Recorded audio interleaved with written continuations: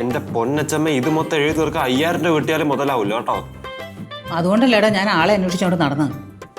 എന്നാൽ ഈ പ്രായമായവർക്കൊന്നും മിസ്സുമാർ ഇത്ര വലിയ അമ്പ കൊടുക്കുന്ന വേറെ പണിയൊന്നുമില്ല. ഓ അതിനൊക്കെ വട്ടാടാ ടീച്ചർമാർക്ക്. അച്ഛമ്മ നൂളന്മാരെ കല്യാണോ പഠിക്കാൻ പോകുന്നത്? നീ എന്നെ ഊതാതെ മര്യാദക്ക് ഇങ്ങോട്ട് എഴുതാൻ നോക്കൂ. അച്ഛമ്മ ഓ അച്ഛമ്മ എന്ത് ദുഷ്ടത്തി അച്ഛമ്മ. ഞാനെന്ത് ദുഷ്ടത്തിയാടി? അച്ഛമ്മ ദുഷ്ടത നീയല്ലേ അടി ദുഷ്ടത്തി MLLB എടുത്ത കേമി. ഡയറക്റ്റ് ഞാൻ നിന്റെ അടുത്തല്ല സംസാരിച്ചത്.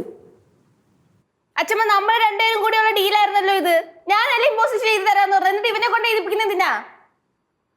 എടി നീ അല്ലേടി ഒരു എംപോസിഷൻ എഴുതണമെങ്കിൽ 10 രൂപ വെച്ച് വേണമെന്ന് പറഞ്ഞു.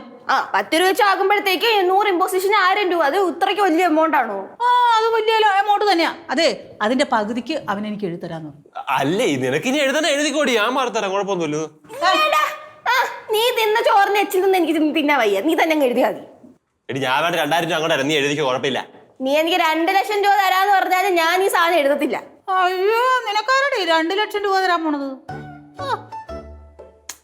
അച്ഛനെ അങ്ങനെ പറയണ്ട, അവളെ എഴുതിക്കോട്ടെ, അവൾക്ക് ഇഷ്ടം എഴുതിക്കും. എടാ നമ്മള് തമ്മിലല്ലേ ഡീല് വെച്ചിരിക്കുന്നു, നീ അങ്ങോട്ട് എഴുതടാ. എഗ്രിമെന്റ് ഒന്നും ഇല്ലല്ലോ, പിന്നെ അവൾ എഴുതിക്കോട്ടെ, കുഴപ്പമില്ല. വേണ്ട നീ തന്നെ എഴുതണം. അച്ഛമ്മ ഇങ്ങനെ അവനെ കൊണ്ട് എഴുതിപ്പിച്ചാലും ആരെ കൊണ്ട് എഴുതിപ്പിച്ചാലും അച്ഛമ്മനെ ടീച്ചർ പൊക്കും. ഇത് കൃഷ്ണയുടെ വാക്കാ. അച്ഛമ്മ അവളുടെ കരുതാ കാണാൻ മിസ് ഹാൻഡ് റൈറ്റിംഗ് വെച്ച് പൊക്കും, ഉറപ്പ്. അച്ഛമ്മ നാണം കിടും. അച്ഛമ്മ വേണം എഴുതിക്കുന്ന. ഒരു മിസ്സും പൊക്കൂല, നീ എഴുതണം, എഴുതിയേ പറ്റുള്ളൂ. ഞാൻ 500 രൂപയല്ലേ വാങ്ങിച്ചുള്ളൂ, ഇത് ഞാനിപ്പോ എഴുതുന്ന കുറച്ച് കൂടുതൽ, എനിക്കൊന്നും വയ്യ. ചെറുക്കാൻ എൻ്റെ ഇത് മേടിക്കും. എൻ്റെ 500 രൂപ നീ മേടിച്ചിട്ടുണ്ടെങ്കിൽ നീ എഴുതിയിരിക്കും. എഴുതങ്ങോട്ട്. എന്ത് കഷ്ടമാണ് ആ മിസ്, എന്റെ പൊന്നെ ഒന്ന് കാണുന്നുണ്ട്.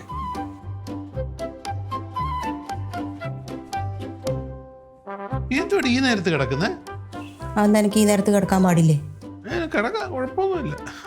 പിന്നെ എൻ്റെ ആ ഒരു ഭാഗ്യ ഉടുപ്പും മുണ്ടും ഒക്കെ ഇല്ലേ, അതൊക്കെ ഒന്ന് അലക്കി തേച്ച് വെക്കണേ.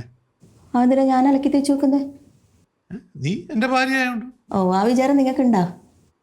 ആ വിചാരം എനിക്കുണ്ടല്ലോ, അതുകൊണ്ടല്ലേ ഇപ്പം നിന്നോട് ഇത് പറഞ്ഞത്. എന്താ ഭർത്താവെന്നുള്ള വിചാരം എനിക്കില്ല. അതിനൊരു വഴുപ്പ് വഴിയുണ്ട്, എന്താണെന്നറിയോ? കഴുത്തെ കിടക്കുന്ന താലി എടുത്ത് ഇങ്ങനെ പൊക്കി നോക്കിയാൽ മതി, അപ്പോൾ ഓർമ്മ വരും. എൻ്റെ വാക്കിന് വില കൽപ്പിക്കാത്ത ആൾക്കാരൊന്നും ഞാൻ ഭർത്താവായിട്ട് സ്വീകരിക്കുന്നില്ല ഇനി മുതൽ. ഓ അപ്പം അതാണ് കുട്ടൻസ്. എടി നീ ഒന്ന് ആലോചിച്ച് നോക്ക്, ഈ നിങ്ങളുടെയൊക്കെ ഇഷ്ടം നടത്താൻ വേണ്ടി എൻ്റെ ഇഷ്ടം മാറ്റി വെച്ചാൽ എനിക്ക് വല്ല സന്തോഷം ഉണ്ടാവുമോ? എൻ്റെ ആഗ്രഹം എന്തുവാ? ഒരു വലിയ ബിസിനസ്സുകാരനാണ്, അങ്ങനെ കോടികൾ ഉണ്ടാക്കണം, നിനക്കറിയാവുന്ന കാര്യമാണ്. അല്ല നിങ്ങൾക്ക് എന്താ ഈ പറഞ്ഞ ജോലിക്ക് പോയാൽ? എടി എത്ര പ്രാവശ്യം പറഞ്ഞടി എനിക്ക് ബിസിനസ്സിനോടാ താല്പര്യം, നിനക്കറിയാവുന്ന. അതുകൊണ്ടല്ല, ഇതെൻ്റെ അച്ഛൻ ശരിയാക്കിയ ജോലി ആയതുകൊണ്ടല്ലേ. വേറെ ആരെങ്കിലും ശരിയാക്കി തന്നെങ്കിൽ നിങ്ങൾ ഉറപ്പായിട്ടും പോയായിരുന്നല്ലേ. നിന്റെ അച്ഛൻ ശരിയാക്കി തന്നുകൊണ്ടല്ല, എൻ്റെ അച്ഛൻ ശരിയാക്കി തന്നിരുന്നെങ്കിൽ ഞാൻ ജോലിക്ക് പോകത്തില്ല, ബിസിനസ്സിനെ പോവും. എന്നാൽ ഇനി മുതൽ ഞാൻ നിങ്ങളോട് ജോലിയുടെ കാര്യങ്ങളൊന്നും സംസാരിക്കുന്നില്ല. പക്ഷേ നിങ്ങൾ എന്നോടൊന്നും സംസാരിക്കാൻ വരരുത്. എൻ്റെ ഉടുപ്പും മുണ്ടും ബിസിനസ്സിന് പോകേണ്ടതാ. എന്തൊരു ഗതികേടാ ഇത്. ഈ വീട്ടിലുള്ള പൂച്ചയ്ക്കും പട്ടിക്കും വരെ എന്ത് ഇഷ്ടമുണ്ടോ അതൊക്കെ ഞാൻ ചെയ്തോളാൻ പറയും. എന്നിട്ട് എൻ്റെ ഒരു ആഗ്രഹം പറയുമ്പോൾ എല്ലാവരും കൂടെ എൻ്റെ 1008 അഭിപ്രായം കൊണ്ട് മനുഷ്യന് ഗതികേടെന്ന് പറഞ്ഞു.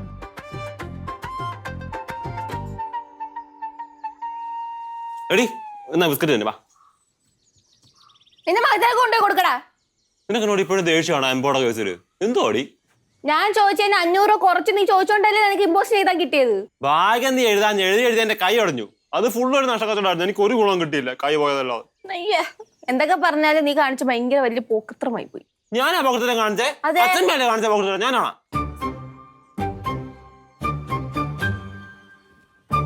എടാ സഞ്ജു, നിന്നോട് ഞാൻ എന്ത് ദ്രോഹമാണ് ചെയ്തിരിക്കുന്നത്?